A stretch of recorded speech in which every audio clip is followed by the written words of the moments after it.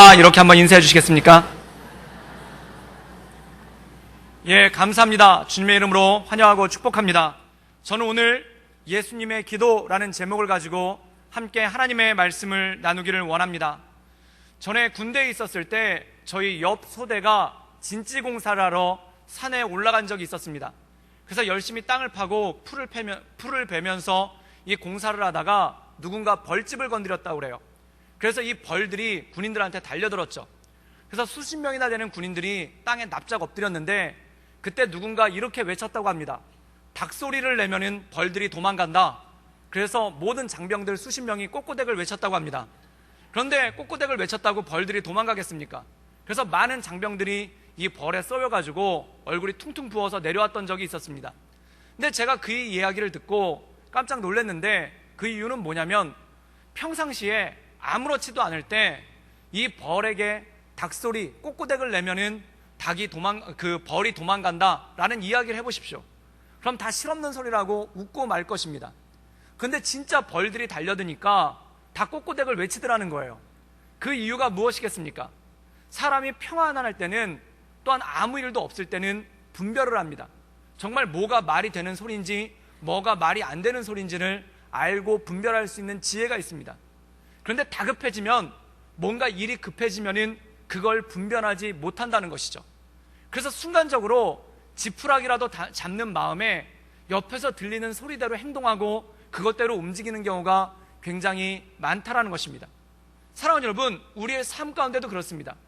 예를 들어서 길거리를 걷고 있는데 누가 뒤에서 도를 아십니까? 이렇게 물어보면은 내가 평안하고 신앙생활 잘하고 있을 때는 그 소리가 들리질 않습니다. 그냥 웃고 넘어갑니다. 그런데 내가 너무 마음이 힘들고 마음이 어렵고 또한 마음 가운데 깊은 고민이 있는데 누가 뒤에서 도를 아십니까? 라고 물어보면은 그게 마음 가운데 쑥 들어오게 되고 정말 내가 도를 몰라서 이렇게 힘든가? 라는 그러한 생각이 마음속에 들 때가 있다라는 것이죠. 또 누군가 나를 찾아와서 당신에게 마가 꼈습니다 라고 얘기를 하면은 지금 내가 잘 풀리고 있고 또한 신앙생활 잘하고 있으면은 아무 문제가 없을 거예요. 그런데 내가 지금 힘들고 어렵고 뭔가 일이 잘 안 풀리고 있는데 누군가 와서 마가 꼈다고 그러면은 정말 내가 마가 낀 게 아닌가? 그래서 이걸 어떻게든지 풀어야 되지 않을까라는 그러한 불안함이 마음 가운데 온다라는 것입니다. 사랑하는 여러분, 사람이 평화롭고 잘 지낼 때는 아무 문제가 없습니다. 그런데 뭔가 급박한 일이 생겼을 때 그때 사람은 무엇을 따르게 되냐면은 내 귓전에서 가장 먼저 들려오는 소리를 따르게 되고 그 소리가 내 마음을 붙잡고 끌고 가는 경우가 굉장히 많다라는 것이죠. 그런데 사랑하는 여러분, 중요한 것이 있습니다. 평소에 어떤 말을 많이 듣는가, 평소에 어떤 말을 많이 하는가가 급박한 순간에 그를 이끌어갈 때가 있다라는 것이죠. 예를 들어서 평상시에 엄마가 맨날 너는 다리 밑에서 주워왔다라는 얘기를 아침 저녁으로 했다고 생각해 보세요. 그럼 평상시에는 그게 괜찮아요. 그런데 엄마랑 대판 한번 싸우고 나면은 방에 혼자 곰곰이 들어와서 생각해 보면은 너는 다리 밑에서 들어왔다, 그 다리 밑에서 주워왔다, 이 얘기가 마음을 울리게 되고 귓전을 울립니다. 그래서 진짜 엄마가 그랬구나라는 이러한 생각이 마음 가운데 오게 되고 그것을 마음 가운데 사로잡아 버리는 것이죠. 사랑하는 여러분, 세상의 잡소리, 그리고 원망하고 불평하는 소리, 그리고 미신이 아니라 하나님의 말씀이 여러분 인생을 붙잡고 갈 수 있기를 주님의 이름으로 축복합니다. 그래서 로마서에는 뭐라고 말씀하고 있냐면 믿음은 들음에서 난다고 얘기합니다. 즉 무엇을 듣는가, 내가 평상시에 무엇을 즐겨 듣는가, 또한 평상시에 내가 어떠한 말을 좋아하는가가 내가 가장 위급하고 내가 가장 힘든 순간에 나를 지탱해주는 말이 된다는 것입니다. 어떤 사람은 하나님의 말씀을 듣지 않고 세상의 희한한 소리를 들으시는 분이 있습니다. 불평과 원망의 소리만 들으시는 분이 있습니다. 이 소리들이 내 귓전을 울릴 때 내가 가장 힘들고 어려운 순간에 이 원망과 불평의 소리가 나를 이끌고 가버립니다. 그러나 날마다 하나님의 말씀을 묵상하는 사람, 그리고 하나님의 말씀을 듣는 사람에게 하나님의 능력이 있는 줄 믿습니다. 내가 가장 절박할 때, 내가 가장 어려울 때, 그리고 내가 가장 힘들 때 하나님의 말씀이 우리를 붙잡아가고 우리를 인도해 간다는 것이죠. 오늘 말씀 가운데 보면은 예수님의 기도가 나옵니다. 이 예수님은 제자들을 위해서 기도를 하시죠. 그런데 이것이 단지 제자들을 위한 기도가 아니라 지금을 살고 있는 우리 모두를 위한 기도인 줄 믿습니다. 그리고 이 예수님께서 기도를 통해서 이 제자들의 마음을 강하게 하고, 또한 이 기도를 통해 지금 이 시대를 살고 있는 우리의 마음 가운데 하나님의 크신 역사가 있기를 주님의 이름으로 축복합니다. 그럼 주님께서 어떠한 기도를 하나님께 올려드리셨는지 우리가 함께 요한복음 17장 1절과 3절의 말씀을 함께 나누기를 원합니다. 우리 다 같이 읽겠습니다. 예수께서 말씀을 하시고 이르시되 아버지여 때가 이르렀사오니 아들을 영화롭게 하사 아들로 아버지를 영화롭게 하게 하옵소서. 아버지께서 아들에게 주신 모든 사람에게 영생을 주게 하시려고 만민을 다스리는 권세를 아들에게 주셨음이로소이다.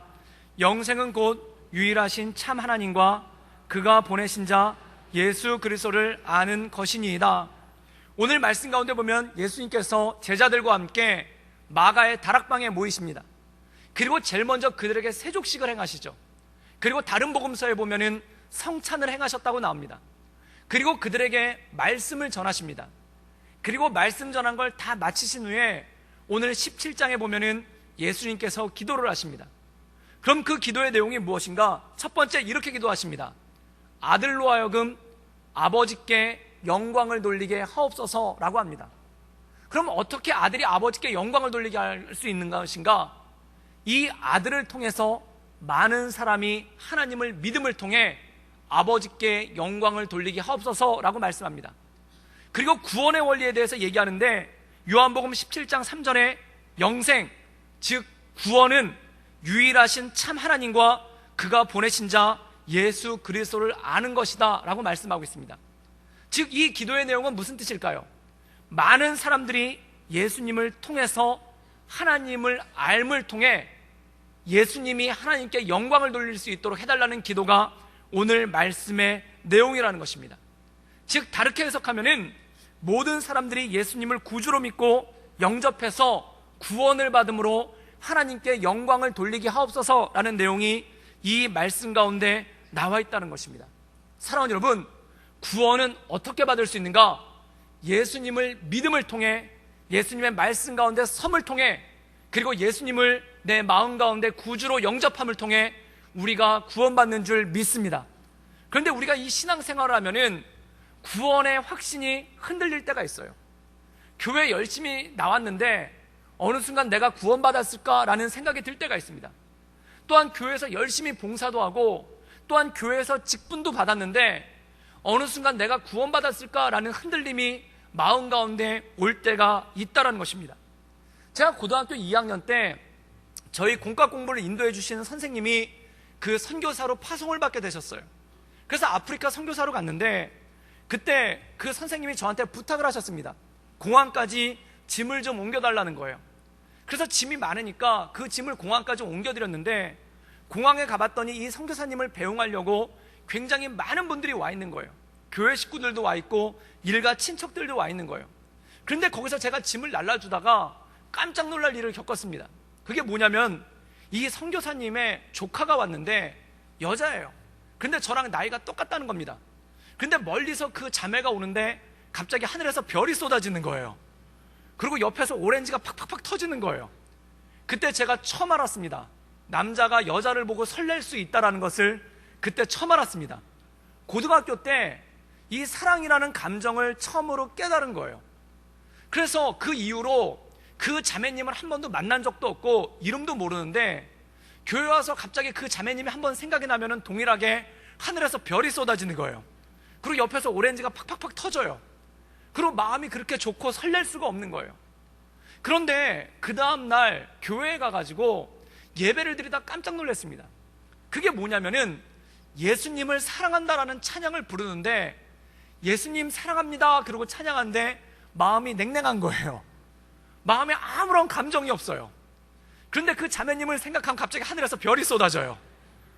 그때 제가 마음 가운데 이런 생각이 듭니다.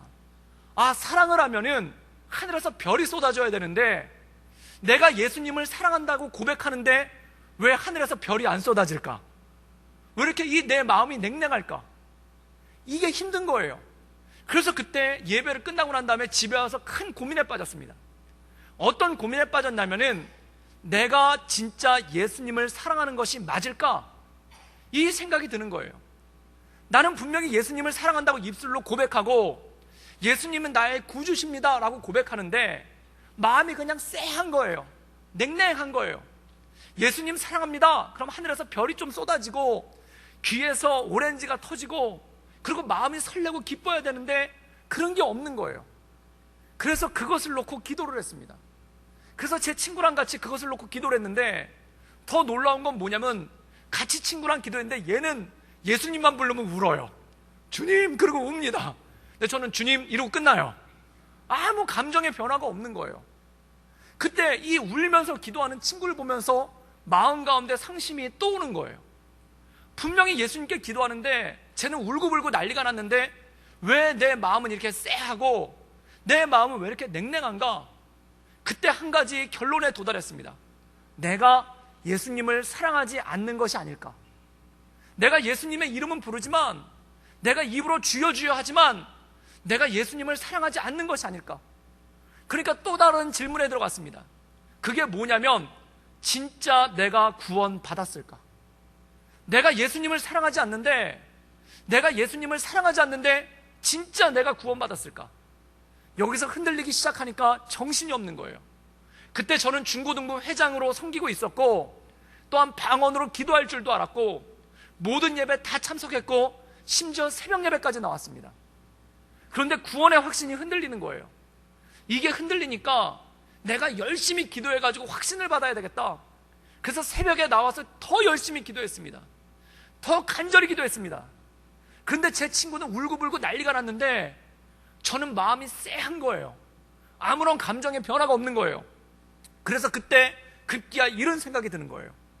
혹시 하나님이 나를 선택하지 않았기 때문에 내가 아무리 열심히 해도 내가 아무리 열심히 기도해도 하나님이 내 기도를 듣지 않는 것이 아닐까? 내가 아무리 열심히 신앙생활을 해도 하나님께서 내 삶에 응답하시지 않는 것이 아닐까? 이런 생각이 들기 시작하는 거예요. 그때부터 성경을 보니까 누가 눈에 들어오냐면 가인과 아벨 중에 가인이 눈에 들어와요. 그리고 에서와 야곱 중에 에서가 눈에 들어와요. 베드로와 가룟 유다 중에 가룟 유다가 눈에 들어와요. 그래서 마음 가운데 큰 상실감이 있는 겁니다. 하나님이 나를 선택하지 않았기 때문에 나는 아무리 기도해도 응답받지 못하고 하나님께서 나를 선택하지 않았기 때문에 내가 열심히 뭔가를 해도 열매가 없고 꼬이고 잘 안 되는 게 아닌가? 그 반면 내 친구는 예수님께서 선택했기 때문에 그가 기도하면 응답되고 그가 뭔가를 하면 일이 술술술 잘 풀리는 거 아닌가? 라는 그러한 생각이 마음 가운데 들기 시작한 거예요. 그랬더니 신앙이 뿌리까지 흔들려요. 하나님이 나를 거절하는 것 같은데 교회는 와서 뭐하나? 하나님이 나를 거절하는 것 같은데 기도는 해서 뭐하나? 하나님께서 나를 거절하는 것 같은데 직분을 감당하면 뭐하나? 이렇게 뿌리째 흔들리는 거예요. 사랑하는 여러분, 이럴 때 구원파나 신천지가 들어오면은 한 번에 넘어집니다. 그런데 그때 제 마음 가운데 기억나는 말씀이 있었어요. 제 마음 가운데 벼락처럼 떠오르는 말씀이 있었어요. 그렇게 마음이 힘들고 어렵고 과연 내가 구원 받았을까? 구원받은 것도 불확실한데 교회에서 이렇게 섬기면 뭐하나라는 그 마음의 폭풍이 들 때 벼락처럼 제 머리를 때리는 말씀이 있었는데 그 말씀이 뭐냐면 요한일서 4장 10절이에요. 그 말씀에 이렇게 나와 있습니다. 사랑은 여기 있으니 우리가 하나님을 사랑한 것이 아니요. 사랑하는 여러분, 내가 하나님을 사랑해서 교회 나온 게 아니라는 거예요. 내가 하나님을 사랑해서 믿는 게 아니라는 거예요. 내가 하나님을 사랑해서 하나님을 찾아온 게 아니라는 거예요. 그럼 뭐라고 말씀하시는가? 우리가 하나님을 사랑한 것이 아니요 하나님이 우리를 사랑하사. 사랑하는 여러분, 내가 하나님을 사랑하기 전에 하나님께서 나를 먼저 사랑하신 줄 믿습니다. 내가 하나님을 찾기 전에 하나님께서 나를 먼저 찾으신 줄 믿습니다. 내가 하나님을 부르기 전에 하나님께서 나를 먼저 부르신 줄 믿습니다. 내가 하나님을 사랑한 게 아니라 하나님이 나를 먼저 사랑하셔서 우리 죄를 속하기 위해서 화목제물로 그 아들을 보내셨다는 거예요. 사랑하는 여러분, 그 말씀이 내 안에 들어올 때 내 마음에 진동이 오는 거예요. 그리고 이 말씀이 내 안에 들어올 때 구원의 확신이 다시 서는 거예요. 내가 예수님 사랑하는 마음이 너무 부족하지만 내가 예수님의 이름을 부를 때 내 마음과 내 주님을 사랑하는 그런 감정이 일어나지 않을 때도 있지만, 내가 예수님의 이름을 부를 때 내 눈에 눈물이 나지 않을 때도 있지만, 그러나 분명한 것은 내가 주님을 사랑하지 못한다 할지라도 주님께서 나를 사랑하신 줄 믿습니다. 그리고 그 주님께서 나를 이 자리까지 인도해 주신 줄 믿습니다. 사랑하는 여러분, 여러분 교회 나올 때를 생각해 보세요. 어떻게 교회 나오시게 됐나요? 물론 모태신앙이신 분들은 어느 순간 정신 차려보니까 유아부실이고 어느 순간 정신 차려보니까 유치부인 분들도 계세요. 그런데 중요한 것이 있습니다. 그런데 지금까지 교회 나오는 건 하나님의 은혜인 줄 믿습니다. 그냥 집이 교회가 집 같은 거예요. 이것도 하나님의 은혜인 줄 믿습니다. 그런데요, 중간에 예수님 믿으신 분 어떻게 교회 나오시게 됐나요? 어떤 분은 이렇게 말씀하세요. 장녀만 하더라도 내가 교회 나올지는 꿈에도 몰랐다고 말씀하세요. 대신동에 그렇게 오래 살았는데 그냥 구덕교회 앞으로 지나다니기만 했대요. 30년 동안 구덕교회 앞으로 지나다니기만 했는데 어느 순간 교회 한번 가볼까 그러고 갔는데 지금까지 다니고 계시대요. 놀라운 일입니다. 여러분, 1년 전만 해도 내가 교회 다닐지 꿈에도 몰랐어요. 어떤 분들은 1년 전만 해도 내가 기도할지 꿈에도 몰랐어요. 남들 기도하고 있으면 눈 뜨고 이렇게 둘러봤어요. 그리고 막 통성으로 기도하는 분 보면은 광신자, 나는 저렇게 믿지 말아야지 이렇게 했는데 어느 순간 내가 같이 콧물을 흘리고 있어요. 찬양할 때 목 놓아 찬양하는 사람들 보면은 좀 살살 좀 부르지, 근데 어느 순간 내가 두 손을 들고 무릎 꿇고 있어요. 여러분, 어떤 분들은 교회 올 때 성경도 안 들고 오세요. 그냥 성경은 자막에서 나온 거면 충분하다고 생각이 들어요. 그런데 어느 순간 성경을 구매하고 있어요. 그리고 읽고 있어요. 그리고 밑줄도 치고 있어요. 이게 웬일입니까? 어떻게 그게 가능할까요? 어떻게 그게 온전할까요? 하나님께서 여러분을 사랑하셔서 여러분을 부르시기 때문인 줄 믿습니다. 제가 청년부 사역을 할 때 2부 새벽 예배를 섬기고 있었는데 지하 예배당에서 예배를 드렸어요. 지하 예배당에 기둥이 큰 게 하나가 있습니다. 그런데 늘 그 기둥 뒤에서 예배를 드리시는 분이 있어요. 그분이 기둥 뒤에 있는데 어떻게 예배 드린 걸 알았냐면은 설교하다 보면은 이분이 주무세요. 예배 내내 주무세요. 근데 주무시다가 이렇게 고개가 옆으로 빠져나올 때가 있어요. 그러면은 그 고개가 기둥 옆으로 빠져나온 걸 보면 그분이 오셨구나, 그거를 아는 거예요. 그런데 뒤에서 예배를 섬기시는 전도사님 얘기를 들어보니까 그분이 새벽 예배 시작하자마자 오신대요. 더 놀라운 거는 끝까지 주무신대요.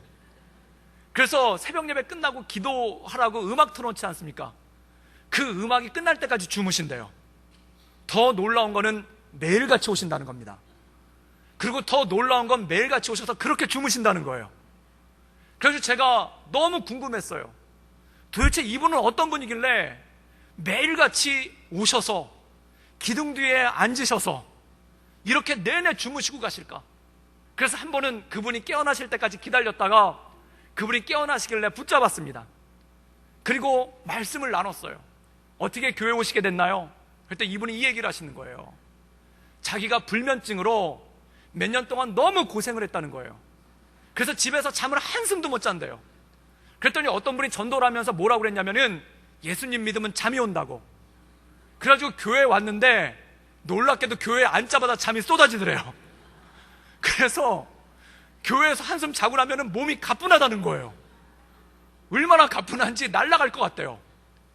그래서 이분이 밤새 뒤척거리다가 새벽 예배 시간만 기다린대요. 그래서 새벽 예배 시간이 되면 불이 났게 교회 와가지고 주무시는 거예요. 그리고 가뿐하게 깨서 집에 가시는 거예요. 주일날 얘기를 들어봤더니 주일날 1부, 2부, 3부 예배를 다 드리신대요. 근데 놀라운 건 다 주무신대요. 그래서 주일만 되면은 이분이 얼굴이 환해져가지고 가시는 거예요. 그분이 이 얘기를 합니다. 내가 여태 설교는 한 번도 들어본 적이 없지만 이거는 확실하다고. 예수님 좋은 분이라고. 예수님 좋은 분인 거 확실히 알겠다고. 이분이 그렇게 말씀을 하시면서 교회에 나와서 내내 주무시는 거예요. 그래서 제가 그렇게 생각했어요. 이것도 은혜다. 교회 와서 주무시는 것도 은혜다. 만약 우리 구덕교회 와서 주무시는데 피곤이 풀리신다면 하나님의 크신 은혜인 줄 믿습니다. 이것만은 기억하십시오. 주무시느라고 설교를 못 들으셨다면 예수님 좋은 분이라는 거, 이것만 기억할 수 있기를 주님의 이름으로 축복합니다. 근데 이분이 이렇게 기둥 뒤에서, 그래서 그분 자리가 지정석이에요. 그래서 거기가 비어져 있는데 어느 날 이분이 자기 지정석에 안 앉고 기둥 옆으로 나오시는 거예요. 그리고 설교를 들으시는 거예요. 깜짝 놀랐습니다. 그래서 그분한테 여쭤봤습니다. 아니, 왜 안 주무시냐고. 그렇게 물었더니 그분이 그 얘기를 하는 거예요.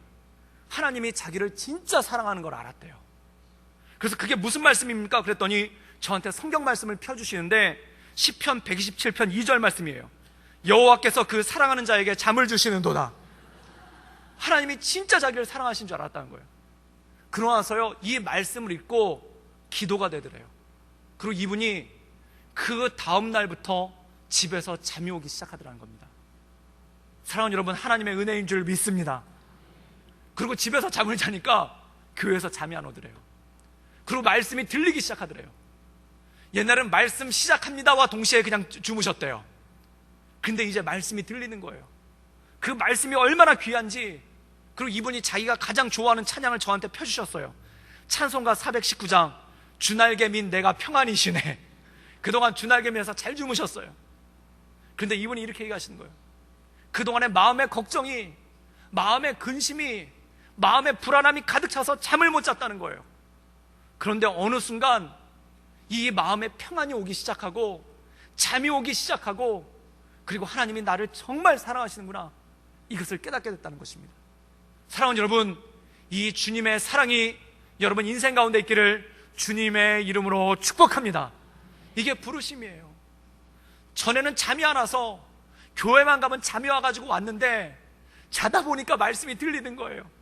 자다 보니까 하나님 좋은 분인 걸 알겠는 거예요. 자다 보니까 마음 가운데 주님께서 주시는 그 평안함이 오는 거예요. 그리고 그 말씀을 받아들였어요. 그리고 예수님을 구주로 영접한 겁니다.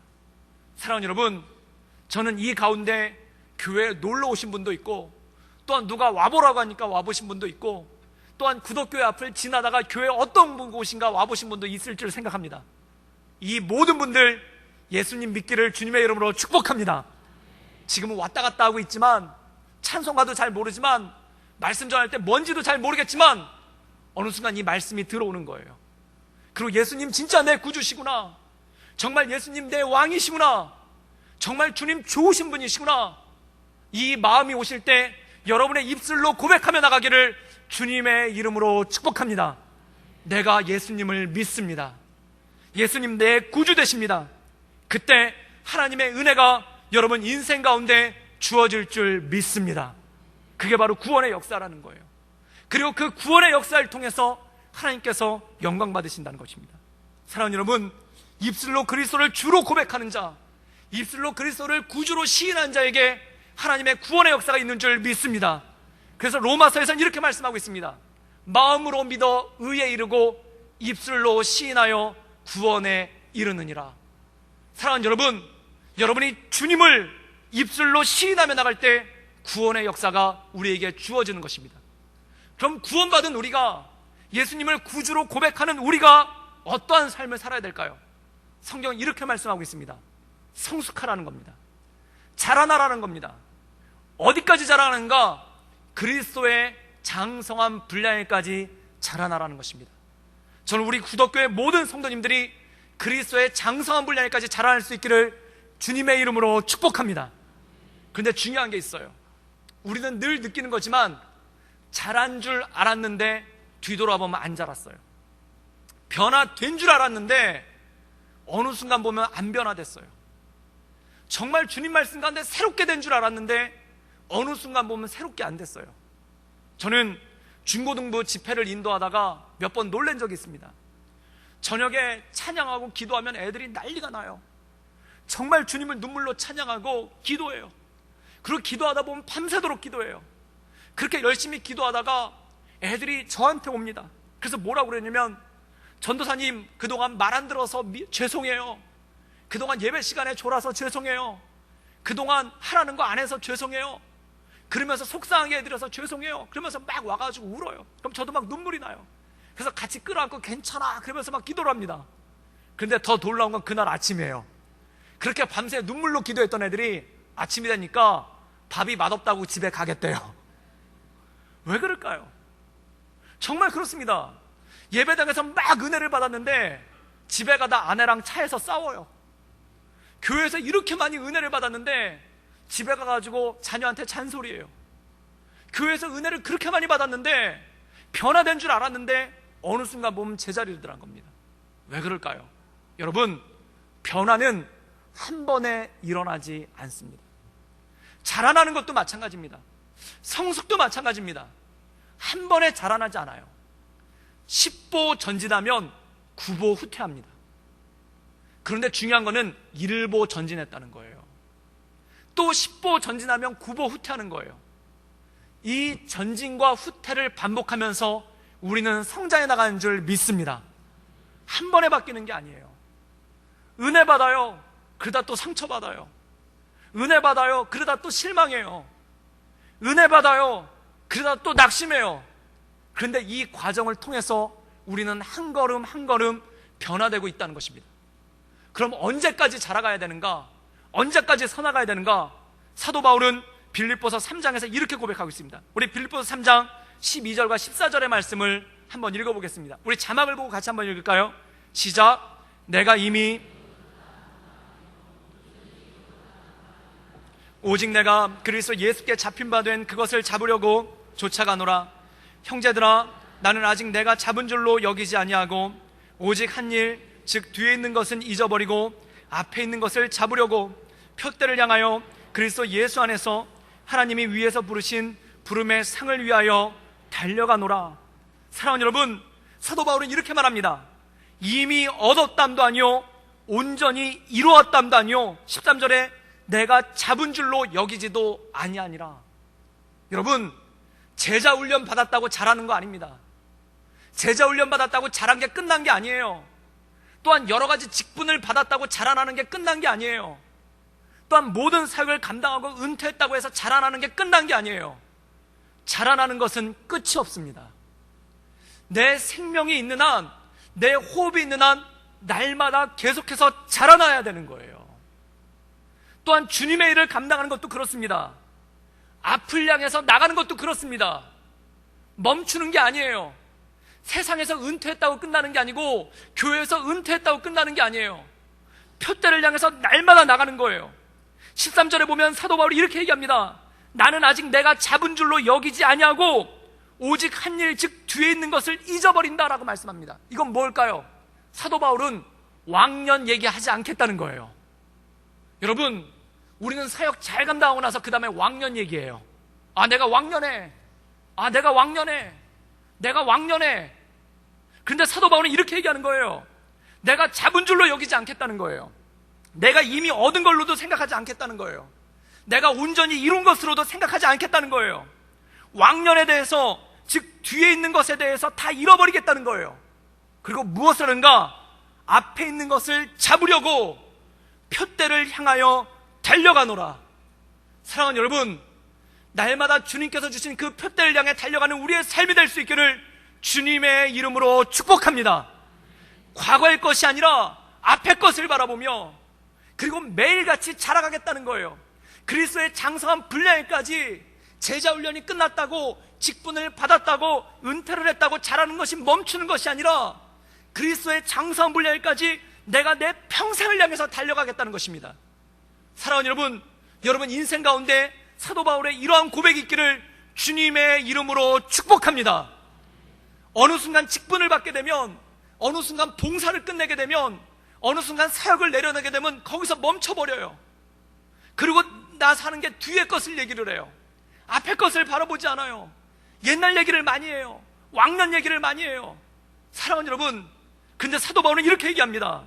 내가 이미 얻었담도 아니요 온전히 이루었담도 아니요 내가 잡은 줄로 여기지도 않고 표대를 향해서 날마다 달려간다. 사랑하는 여러분, 날마다 자라나기를 주님의 이름으로 축복합니다. 우리의 자라남은 아직 끝나지 않았습니다. 우리의 성숙함은 아직 끝나지 않았습니다. 또한 더불어 우리의 사역도 아직 끝나지 않은 줄 믿습니다.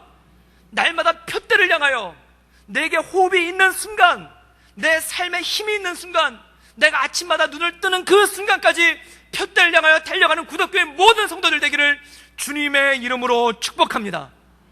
제가 이 말씀을 묵상하다가 이런 생각이 들었어요. 천국에 가면은 아마 아브라함을 만날 거예요. 그럼 아브라함이 아마 이렇게 얘기를 할 겁니다. 아, 내가 76세에 부르심을 받아서 먼 길 이사하느라고 너무 힘들었다고, 게다가 아기까지 생겨가지고 애 보느라고 아주 힘들었다고. 그럼 아마 모세가 나타나서 그럴 거예요. 76세만 돼도 괜찮지, 나는 80에 부르심을 받아서 시내산에 올라가가지고 십계명 부돌판 들고 내려오는데 무거워서 힘들어서 아주 어려웠다고.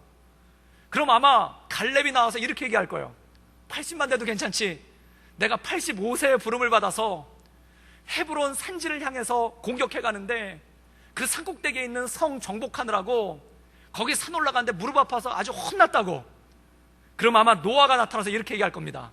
나는 500세에 부름을 받아서 120년 동안 방주 짓느라고 아주 혼났다고. 사랑하는 여러분, 그래서 아마 노아가 이럴 거예요. 엄살 부리지 말라고. 여러분, 사역의 끝이 어디 있겠습니까? 부르심의 끝이 어디 있겠습니까? 자라남의 끝이 어디 있겠습니까? 끝이 없습니다. 그래서 사도 바울은 이렇게 얘기합니다. 나는 이미 이루었담도 아니요, 온전히 이루었담도 아니요, 잡았담도 아니요, 뒤의 것을 바라보지 않고 오직 앞을 바라보며 푯대를 향하여 날마다 달려가노라. 이 사도 바울의 고백이 우리 구덕교회 모든 성도님들의 고백이 되기를 주님의 이름으로 축복합니다. 날마다 자라나가는 것입니다. 날마다 세워져 나가는 것입니다. 제가 우리 교회 요람을 보니까 요람에 나와 있는 성도 숫자가 570명이에요. 그 중에 127명이 70세 이상 은퇴자입니다. 저는 이분들이 우리 구덕교회의 비밀 병기인 줄 믿습니다. 이분들을 통해서 하나님께서 역사하실 줄 믿습니다. 제가 보니까 청년들은, 젊은 분들은, 중장년 분들은 근육과 같아요. 큰 근육, 알통 나오는 근육. 그럼 은퇴하신 분들은 무엇과 똑같은가? 속근육입니다. 여러분, 속근육은 뭐냐면 뼈를 받치는 근육이에요. 그래서 속근육이 있어야 디스크가 안 걸리고 속근육이 있어야 관절이 안 상해요. 그래서 디스크나 관절이 상하신 분들은 이 속근육을 키우는 그 운동을 합니다. 왜냐하면 이 속근육이 커야 뼈대가 단단하게 세워지고 관절이 받쳐지고 디스크가 어긋나가지 않고 힘을 받으면서 나가는 거예요. 저는 우리 구덕교회 은퇴하신 모든 분들이 이 속근육과 똑같은 줄 믿습니다. 잘하셔야 돼요. 속근육이 자라기를 멈추잖아요. 관절염 걸리고 디스크 걸려요. 그리고 어깨 아프고 담 걸리고 옷이 껴나요. 우리 구덕교회 127명 모든 은퇴자들이 교회에 뼈대를 받치는 속근육으로 단단하게 세워져 나가기를 주님의 이름으로 축복합니다. 이 사도 바울의 말씀, 내가 잡았담도 아니요, 내가 이루었담도 아니요, 내가 온전해 되었담도 아니요, 내가 뒤의 것을 바라보지 않고 오직 앞에 있는 것을 바라보며 날마다 푯대를 향해 달려가노라. 사랑하는 여러분, 저는 우리 교회 은퇴하신 모든 분들이 기도에 전념하기를 주님의 이름으로 축복합니다. 전도에 전념하기를 주님의 이름으로 축복합니다. 그리고 말씀에 전념하기를 주님의 이름으로 축복합니다. 그래서 젊은이들을 깨우는 거예요. 그래서 젊은이들을 깨우고 그들에게 도전을 주는 거예요. 내가 기도함을 통해, 내가 전도함을 통해, 내가 말씀범을 통해, 나는 왕년에 이렇게 했는데 너는 왜 이렇게 못하느냐? 그럼 그건 잔소리가 되는 거예요. 그런데 내가 기도하고 전도하고 말씀 가운데 서면은 그것은 삶을 통해 보여주고, 삶을 통해 가르쳐주고, 삶을 통해 전수하는 믿음의 유산이 될 줄 믿습니다. 그래서 잡았담도 아니요, 이루었담도 아니요, 온전함도 아니요, 뒤의 것을 바라보지 않고 날마다 앞을 바라보며 달려가는 우리 구덕교회 모든 성도님들 되기를 주님의 이름으로 축복합니다. 하나님께서 우리를 통해 역사하실 줄 믿습니다. 함께 기도하시겠습니다. 늘 언제나 살아서 역사하신 주님, 우리가 주님을 바라보며 나가기를 원합니다. 주님 감사합니다. 내가 주님을 알기도 전에 나를 아시고, 내가 주님께 사랑한다 고백하기도 전에 나를 사랑하셔서 불러주시고 이 예배 자리에 앉혀주셔서 감사합니다. 하나님, 우리가 날마다 주님을 알아가게 하시고 더 깊이 알게 하시고 그 주님을 묵상하게 하여 주시옵소서.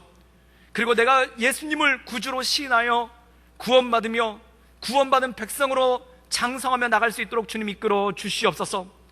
하나님, 사도 바울의 고백과 같이 내가 이미 얻었담도 아니요 온전히 이루었담도 아니요 내가 잡은 줄로 여기지 아니하고 오직 한 일, 즉 뒤에 있는 것은 잊어버리고 앞에 있는 것을 잡으려고 표대를 향하여 달려가는 그러한 신앙이 되게 하여 주시옵소서. 우리의 자라남이 멈추지 않게 하시며 우리가 주님 앞에 헌신함이 멈추지 않게 하시며 날마다 기도하며 전도하며 말씀 가운데 엎드리게 하여 주시옵소서. 주님께 모든 걸 위탁드리오며 예수님의 이름으로 감사하며 기도를 쌓옵나이다. 아멘.